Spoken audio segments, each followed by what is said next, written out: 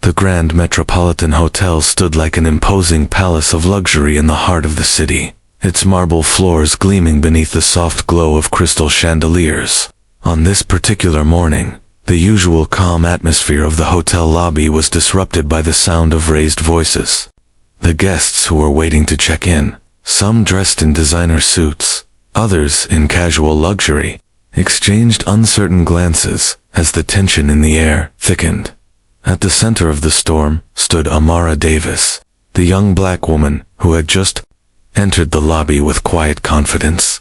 Dressed modestly in a simple blazer and tailored pants, she carried herself with the kind of quiet grace that often goes unnoticed in rooms full of loud personalities. Amara wasn't the kind of woman who needed to speak loudly to be heard. Her presence alone demanded respect, but today it was her unspoken power that would be tested. Victoria Sterling, a white woman in her late 40s, and the hotel's store manager, noticed Amara almost immediately.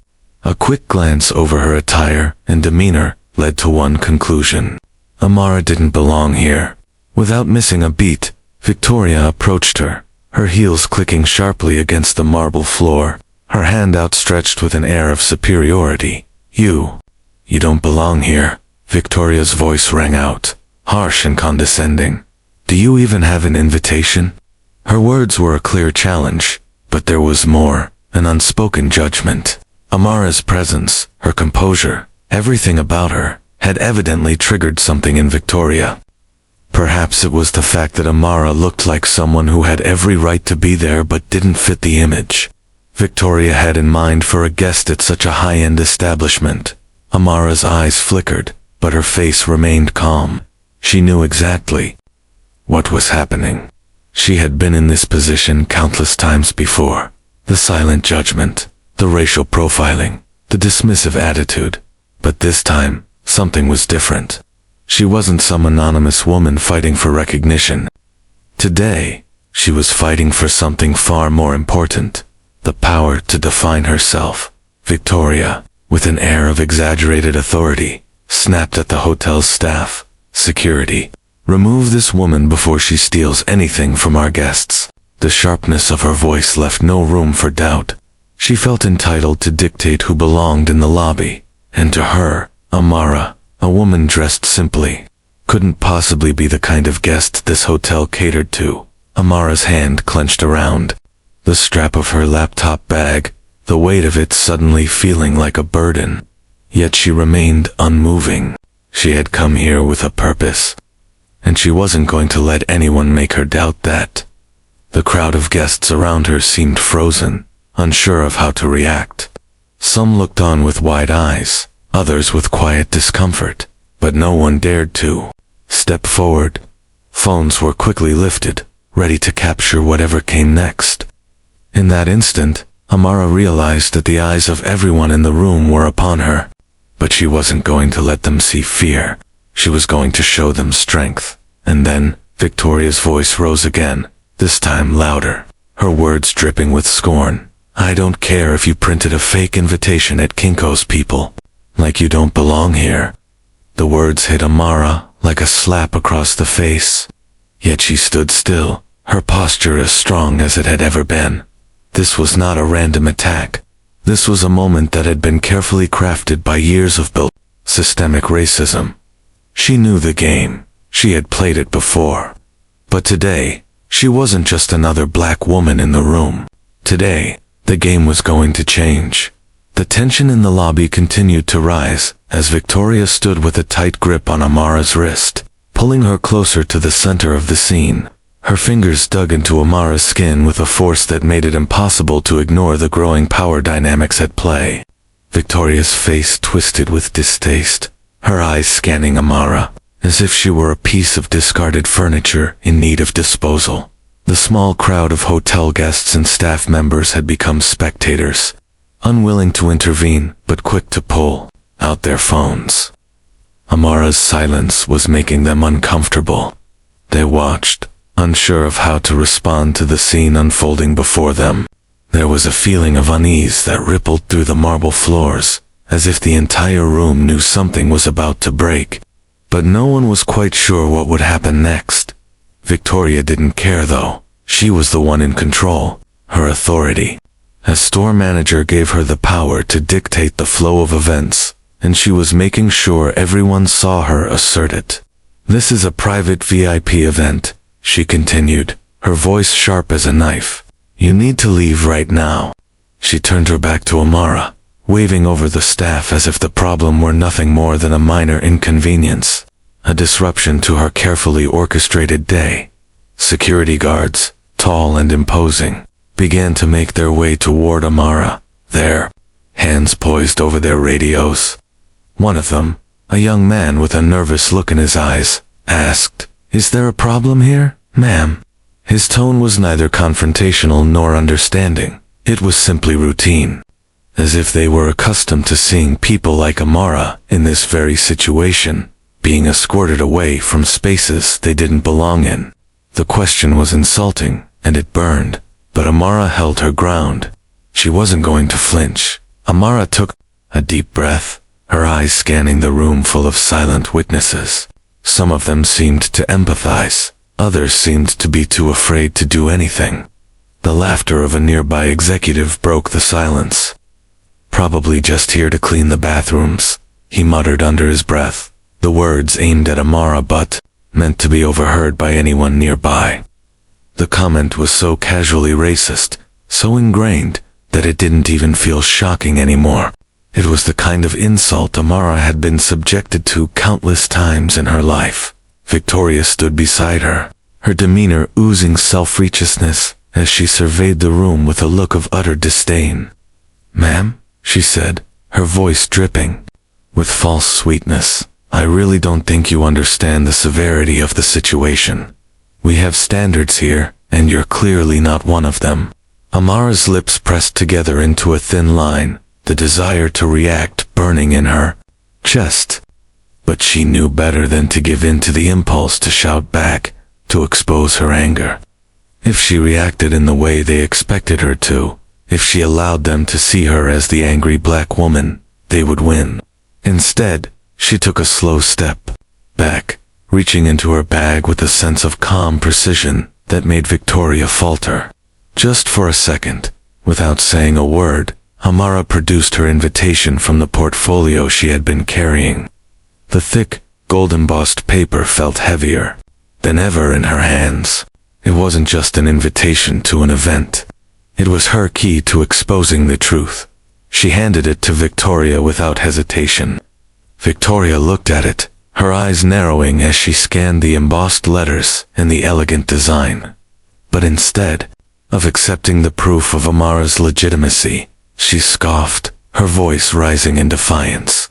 "This doesn't look right," she muttered, her eyes flashing with indignation. "Let me verify it. I'm sure you understand."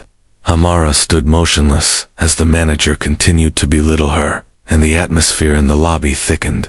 Even the guests who had been quietly recording began to look uneasy. Victoria's dismissive attitude only seemed to fuel Amara's sense of growing anger. It was as if she were watching the walls of her own world crumble before her eyes, the walls of a system that had built its power on people like Amara being rendered invisible.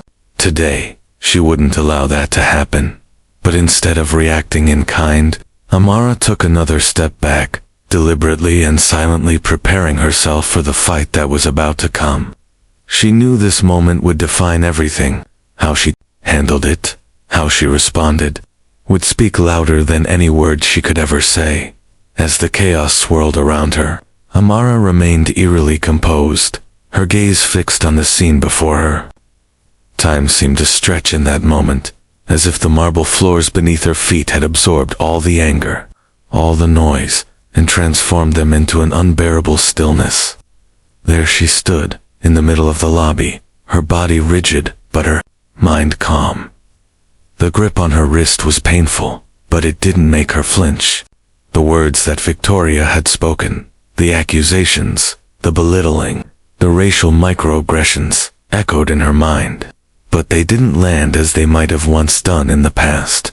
Amara had been in situations like this before, too many times to count the momentary humiliation, The way people like Victoria tried to strip her of her dignity without a second thought was something she had learned to endure, even master. She had spent years navigating spaces where her very presence was questioned, doubted, and scrutinized. A lifetime of learning how to fit into the world on their terms, not her own. This moment was no different, and yet it was entirely different. There was something about this confrontation that felt like a pivot, not just for her, but for everything. She could feel it in the air, a sense of deep tension, a kind of reckoning, and though everything around her screamed for action, for rage, for a display of power to match the injustice, Amara chose stillness. Her eyes, though outwardly calm, were filled with the weight of history. Every word Victoria had thrown her way had been a reminder of the battles she had fought her whole life. All the times she had been forced to prove she belonged when others like her were told that they didn't. That message had been deeply ingrained in her since childhood, carried with her from the classroom to boardrooms. It wasn't just about the insults. It was about how racism seeped into every inch of her existence, disguised as casual disregard, as misplaced privilege, as something so subtle that people didn't even realize they were doing it. It was the look on the faces of the hotel guests, some uncomfortable, some enjoying the spectacle. It was the security guard who had already reached for his radio without asking for an explanation. It was the way Victoria had immediately assumed Amara was trying to sneak into a space she had no right to be in. That was the subtle power of systemic racism. It was the thousand small slights that added up over time, the microaggressions that wore down your spirit bit by bit, but never enough to make you break. Amara had learned to breathe through it, to move through the world with a sense of purpose and grace, knowing that she would always have to navigate these environments differently than others. She didn't speak about it often, but there were moments, like now, when she could feel the cumulative weight of every microaggression she had ever endured. She was exhausted by it all, but she was used to it.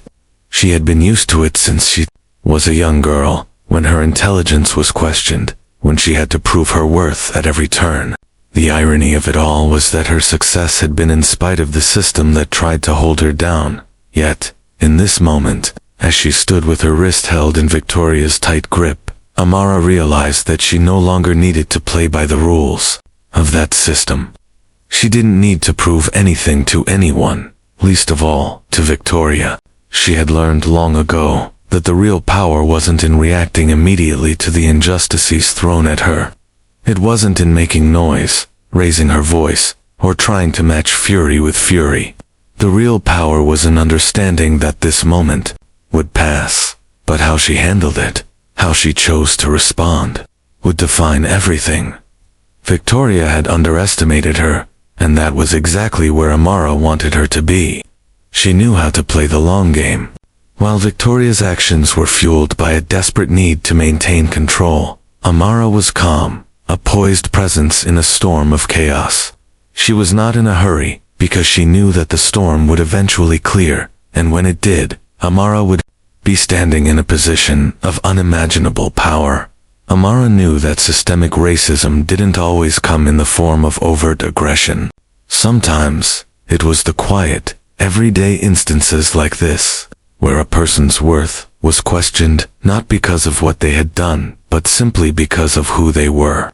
And in those moments, her silence, her refusal to engage on the terms Victoria had set, was her greatest strength. As the seconds ticked on, Amara could feel the room's energy shifting. Her calmness was contagious, and as more people began to realize the depth of the injustice, they started to react differently. She could see Dr. Patricia Wong stepping forward, her gaze sharp and filled with recognition. Even the security guards, who had initially been quick to act, now hesitated, unsure of the situation they were involved in. But Amara didn't need anyone else to intervene. She had everything under control. This wasn't about a confrontation. It was about making sure that when the truth came out, everyone would be on her side. When the time was right, when the tension had reached its peak, Amara would reveal herself as the force of change she had always been. She would not just expose Victoria for her prejudice. She would show everyone in the room that the system they upheld was flawed, and it was time to tear it down. As Amara stood there, in control of the moment, she realized just how far she had come. Her silence wasn't submission. It was a declaration. It was proof that she was no longer playing by the rules of the world that had been designed to oppress her. And the most powerful thing she could do was to stand tall, to hold the space, and to make sure that every person in that room, whether they realized it or not, was about to be a part of something much bigger than themselves. The tension in the lobby was palpable, each second dragging on like an eternity. The crowd had shifted, their eyes darting between Amara, Victoria, and the hotel manager, Robert Caldwell. Some still filmed the scene, others exchanged uncomfortable glances, but Amara remained steadfast in her calmness. Victoria's escalating panic was the only sound that seemed to fill the marble space, a sharp contrast to Amara's quiet resolve. Amara's pulse quickened, but it wasn't from fear or anger. She had been preparing for this moment for years. Everything had led to this, from the subtle slights in boardrooms to the dismissive glances in upscale events. The world had been blind to her true power, but this moment, this confrontation, would be the turning point. Amara had always known that power wasn't about force, but about control. About holding the narrative in your hands when the time was right. It was time, as Victoria's voice cracked under the weight of her own prejudice. Amara stood motionless, her gaze unflinching. In that silence, she could feel the weight of the entire room pressing down on her. The realization was dawning on everyone, slowly, painfully. They had underestimated her, but more than that, they had misjudged the situation. This wasn't just a dispute over an invitation. This was about the systemic injustices that plagued every layer of their lives. Techflow Industries, Amara said, breaking the silence, her voice steady, but carrying an undercurrent of authority that made everyone stop in their tracks. The room went still as the name landed like a stone thrown into a pond, ripples of realization spreading across the group. Victoria froze, her confusion painted clearly across her face as Amara's words took root. Amara could feel the tension building as every eye in the room shifted toward her. She knew she had their attention. "Do you know what Techflow Industries is, Victoria?" she asked, her question cutting through the murmurings that had begun to rise among the crowd. There was no immediate response, and Amara didn't expect one. This wasn't a conversation, it was a declaration. Victoria opened her mouth, but the words caught in her throat. She had no idea, and in that moment, Amara could almost see her world shattering. Victoria had been certain of her own superiority, a belief that had served her throughout her career, allowing her to climb to the top by stepping on others. But now, she stood face to face with the woman who was about to turn everything she thought she knew about power upside down. Amara continued, her voice now more deliberate, as though every word carried the weight of history. Techflow Industries is one of the most powerful tech companies in the country. It's worth over $2 billion, and I'm the CEO. The silence that followed was deafening, the words hanging in the air like smoke. It wasn't just about the wealth. It was about the power, the influence, the credibility Amara had built over the years. Power that Victoria had dismissed so easily when she first laid eyes on her. "I am the CEO of Techflow," Amara repeated, her gaze fixed on Victoria, who was still standing, frozen, her face an unreadable mix of disbelief and contempt. "I've worked for everything I have. I've earned my seat at the table, and I'm not here to explain myself to you. I'm here to make sure that you, and everyone else in this room, understand what it looks like when someone like me, someone you would never expect, stands up and demands the respect that has been so freely given to people who don't deserve it." The words were a challenge, a quiet storm of truth that shook the foundation of Victoria's understanding of the world. The crowd around them shifted, sensing the magnitude of the moment. They had watched Amara with a mix of curiosity and skepticism, but now they were forced to confront the truth.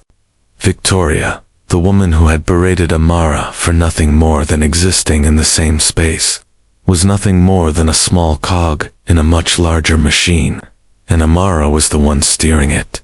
Victoria's eyes darted between Amara and the crowd, as though searching for some kind of validation, some way to regain control of the situation.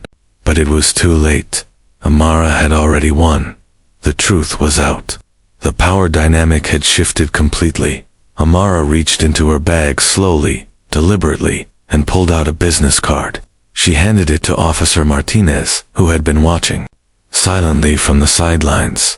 His eyes widened slightly as he took the card, and the room collectively held its breath as the implications of Amara's identity began to settle in. "Take a look at that, officer," Amara said quietly. "I think you'll find that everything is in order." Victoria took a step back, her earlier aggression fading as the truth became impossible to ignore. The realization that the woman she had humiliated so openly was, in fact, the owner of the company that employed her, was beginning to hit her like a wave.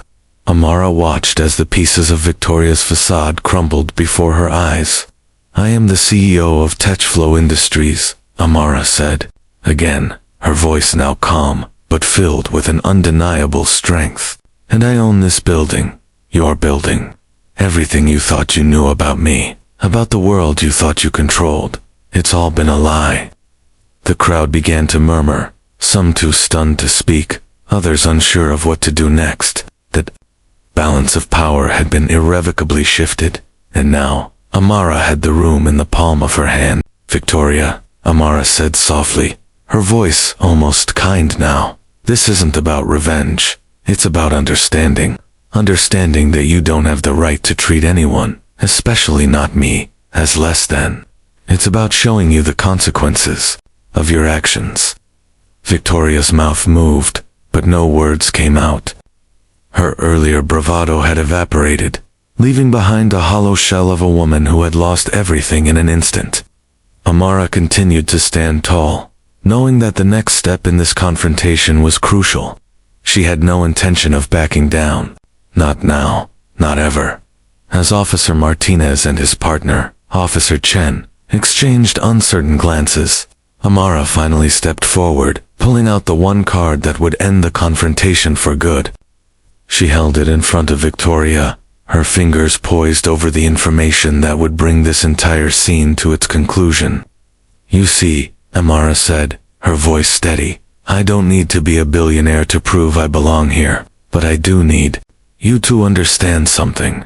Power isn't just about money. It's about how you treat others, how you wield your influence, and how you carry yourself in the face of adversity." Amara's final words landed with a quiet intensity that left the room breathless. It wasn't just about exposing Victoria for her actions.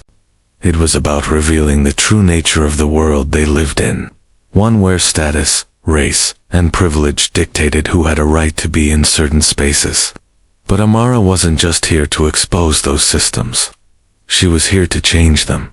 The energy in the lobby had shifted from stunned silence to a quiet, uncomfortable anticipation. Every inch of space seemed to close in around Victoria as she stood, unable to move or speak. The reality of what had just transpired was sinking in. Amara's calm demeanor, her quiet authority, had stripped away the last remnants of her dignity. Victoria had started the morning as a confident woman, someone who thought she was untouchable. Now, she stood on the precipice of losing everything. Amara's gaze never wavered. The room had fallen into a tense hush, with every eye on her, waiting for her next move, and Amara knew exactly what to do. She had been trained for moments like these, navigating the corporate jungle, where privilege and bias often held more weight than competence or merit. She had learned how to fight the system from within, how to dismantle it, piece by piece. But this moment wasn't about that. It was about justice. It was about accountability. Amara stepped back, glancing at the phone in her hand, already in the process of documenting the entire incident. She had been recording every detail, from Victoria's initial slaps to her racially charged comments. This was not just an act of revenge.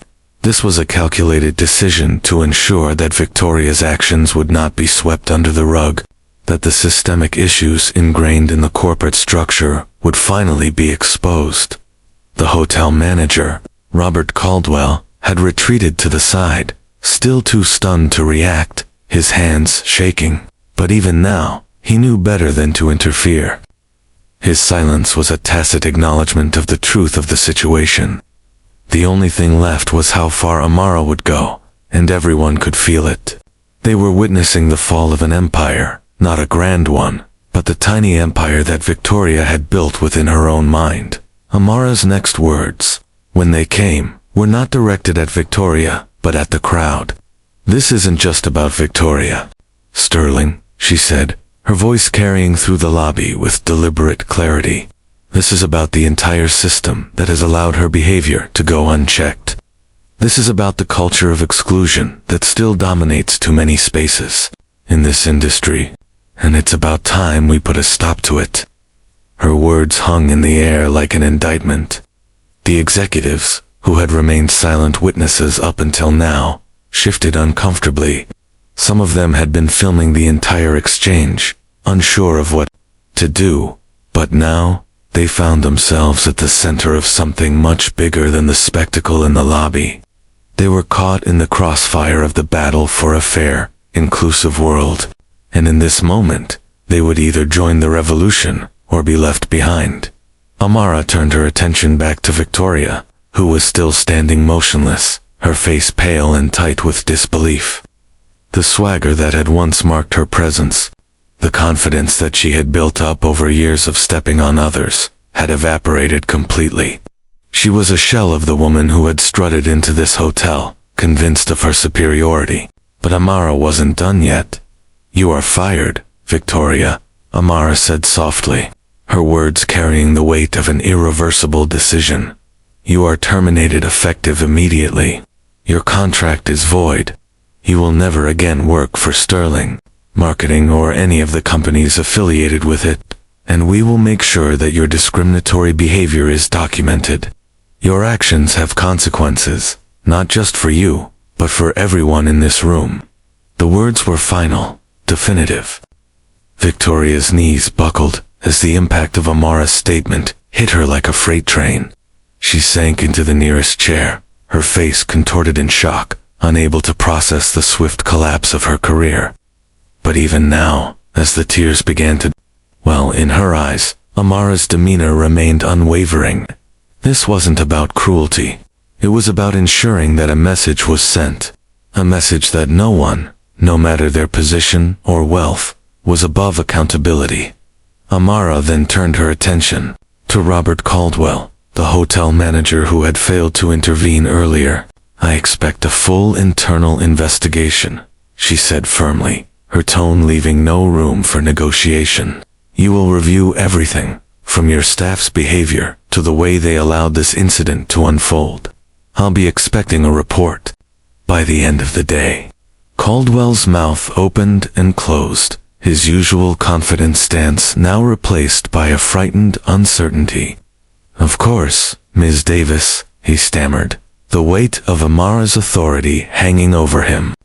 It was clear that, even though he had tried to distance himself from the situation earlier, he now understood that his complicity in letting Victoria's actions slide would no longer be tolerated. As Amara made her way toward the exit, her steps measured and purposeful, the room began to buzz with conversations. The executives who had once backed Victoria now whispered to each other in hushed tones, avoiding eye contact with Amara. They had witnessed the collapse of their colleagues' career, and for the first time, they were forced to confront their own biases. The silence in the room spoke volumes, and Amara knew that this moment, this fall of Victoria, was not just about one woman's failure.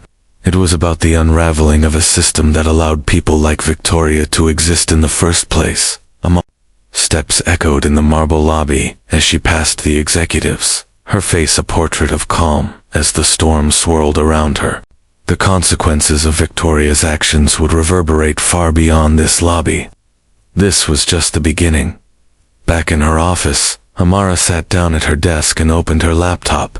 Her legal team was already preparing the necessary documentation to sever Victoria's ties to Sterling Marketing, and the public relations team was drafting a statement to ensure that the company's commitment to diversity and accountability was front and center.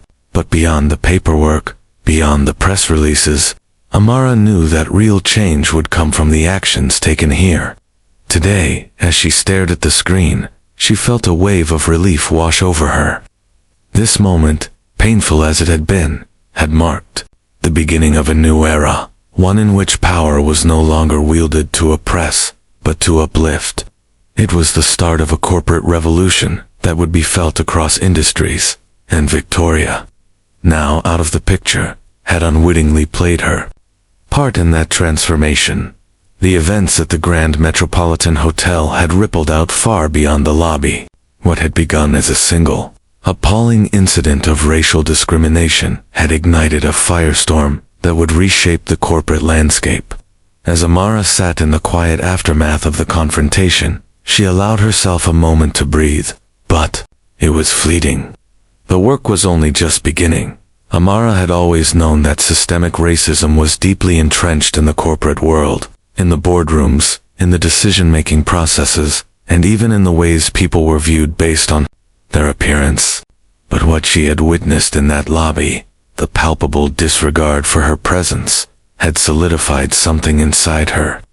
This wasn't just about her. It was about every marginalized individual who had been subjected to microaggressions, assumptions, and outright discrimination. It was about making sure that no one would ever have to endure such treatment again, as the hotel's marble walls closed in around her.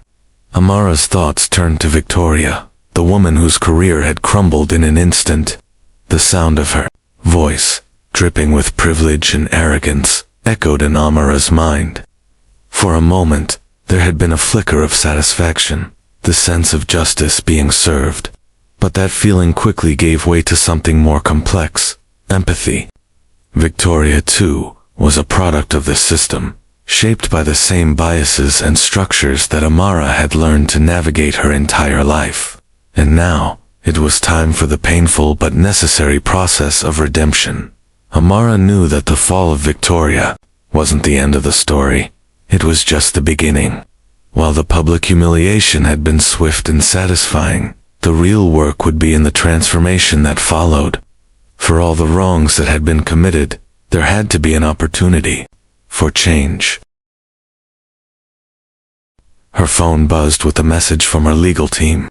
It was time for the apology, the first step in Victoria's redemption journey. Amara quickly typed back a response, confirming the details for the upcoming meeting. She had made it clear that Victoria would need to apologize, not just to her, but to everyone in that room, and beyond. She would have to face the consequences of her actions, and own them, but it wouldn't end with words. Victoria's career, once rooted in prestige and influence, had been based on more than just hard work. It had been built on the backs of others, trampled under the weight of assumptions and prejudices. That foundation, constructed from the belief that only certain people were entitled to success, had crumbled faster than anyone could have anticipated. It wasn't a tragedy, though. It was a wake-up call. For Victoria to truly change, she would need to confront not only the way she had treated Amara, but the way she had treated others over the years. The next morning, Amara sat across from Victoria in a small, starkly lit conference room. It was the same room where power plays had once been made, where executives had discussed numbers and strategies. Today, the conversation would be different. Today, it was about humanity. Victoria sat rigidly across from Amara, her face still pale from the previous day's events. The weight of the situation had settled in. She had lost everything: her position, her reputation, her confidence, and yet there was something undeniably humbling in the way she now looked at Amara, as if she had seen the world through a different lens, a lens that wasn't clouded by privilege. Amara, Victoria's voice broke the silence, shaky and uncertain. I want to apologize. I was wrong. I treated you unfairly, and I allowed my own biases to blind me. I made assumptions about you based on nothing but prejudice. Amara nodded, listening carefully, but her expression remained calm. The words had to be genuine. They couldn't be forced, couldn't be just another attempt at saving face. She needed to hear that Victoria understood the depth of the damage she had caused. I understand now, Victoria continued, her voice more steady as she found her footing. I've been part of a system that made it easier to dismiss people who didn't look like me. People who didn't fit the mold of what success is supposed to look like. But I see now that I was wrong. Not just about you, but about the way I've treated others. Amara felt a flicker of something inside her. It wasn't forgiveness, not yet.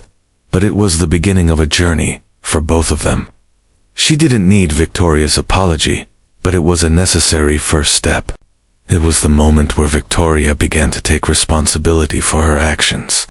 Not because she had to, but because she truly wanted to change. We'll need more than words. Victoria, Amara said, her voice firm but not unkind. You need to show that you're committed to change, to making things right. This is not just about your career. This is about every person who has ever been told they don't belong, simply because of the color of their skin, their gender, or their background. Victoria nodded, her eyes filled with remorse. She understood now that the weight of her actions extended far beyond the immediate consequences. It was about dismantling the culture that had allowed her to act with such entitlement, to perpetuate the systems of exclusion that had kept so many people out. You're right, Victoria said softly. I'm ready to take responsibility. I want to do the work. I want to be part of the solution. Amara stood up, her posture tall and unyielding. This was the beginning of something bigger than either of them.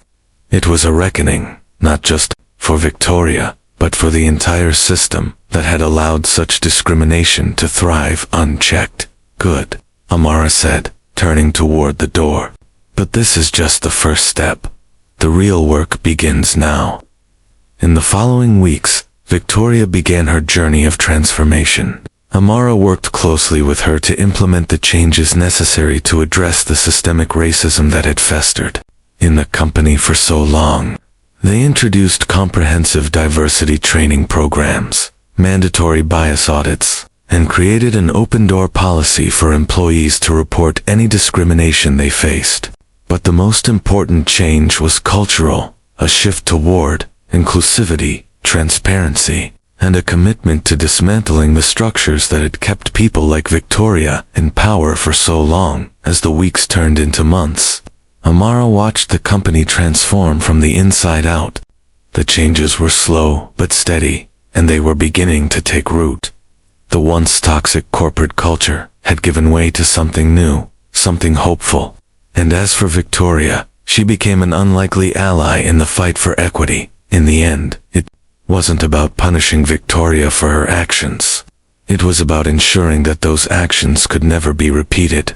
It was about showing the world that change is possible, even for the people who had once perpetuated the system of oppression. Amara's work wasn't done.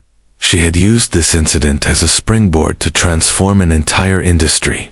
But as she watched Victoria stand in front of the board of directors, giving her first speech on diversity and inclusion, Amara felt something shift within herself. She had done it. She had created change, and now the rest of the world would follow. The transformation had been long and often painful, but Amara Davis stood at the pinnacle of it all, looking down at the change she had created, not just within her company, but within an entire industry.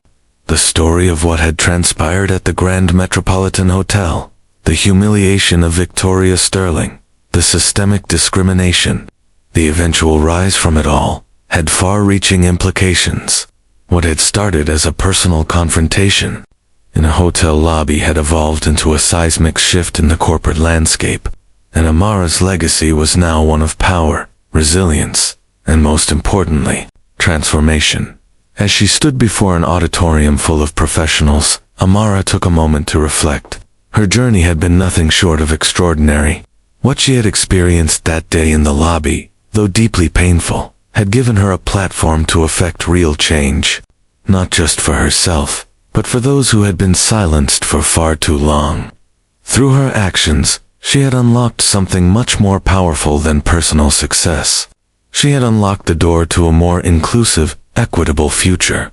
Her story had resonated with people across industries. The video of the confrontation, the slow unraveling of Victoria's career, and the eventual rise of Amara as a leader, had gone viral. It wasn't just about one woman standing up for herself. It was about an entire system that had been built on exclusion and privilege, and how, through thoughtful leadership and resilience, it could be dismantled and rebuilt. As Amara stepped onto the stage, the weight of the room's expectation was palpable. She had already won their respect, but now, she would cement her legacy with a message of hope, inclusion, and, most importantly, leadership. This was no longer just about the corporate culture she had changed. It was about a new era of leadership that would ripple through every corner of the business world. "Good morning," Amara began, her voice calm yet filled with undeniable authority. "We've seen a lot of things change in the past few months. People have lost jobs, careers have been upended, and systems have been dismantled. But none of that matters if we don't understand one crucial thing. Change isn't just about policy. It's about people. It's about hearts and minds. It's about creating a space where everyone can thrive. Not just the ones who look like me or you, but everyone." She paused, letting her words sink in. The room was silent, the only sound the soft hum of the microphones, as she continued. "When I started this journey, I did it for one simple reason.